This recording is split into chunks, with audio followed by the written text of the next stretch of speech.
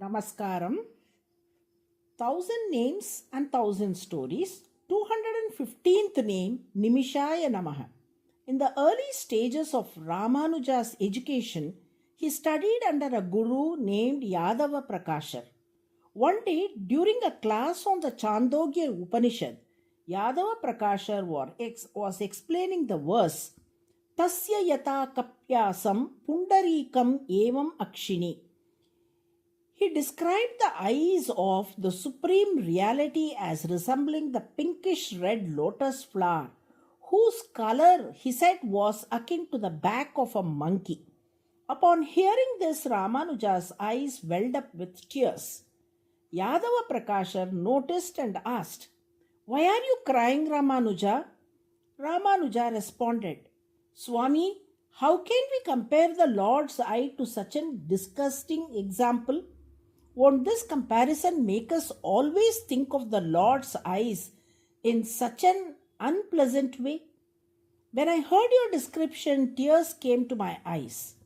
Yadava Prakashar replied, "I gave the correct meaning of the words. Kapi means monkey and asam means seat. Therefore, kapyasam means the back of a monkey.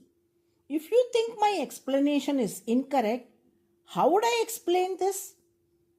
Ramanuja, with great clarity, replied, "In my understanding, Kam means water, Kapi means sun which draws the water, and Asam means that which blooms. Pundarikam refers to lotus flower. So Kapyasam Pundarikam refers to the lotus that blooms when touched by the sunlight. Thus, the Lord's eyes, when they blink, resemble the blooming of a lotus in the sunlight." All the disciples of Yadava Prakashar were moved by Ramanuja's explanation and admired it as a more fitting explanation than their gurus. How could young Ramanuja explain the verse so beautifully when his guru could not? The elders and the scholars offer a profound insight into it.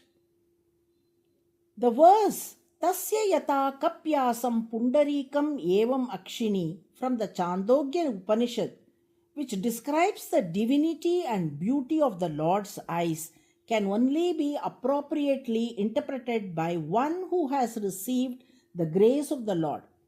Ramanuja, being a devout from a young age and constantly meditating on the Lord's form, was able to discern the true meaning of the verse.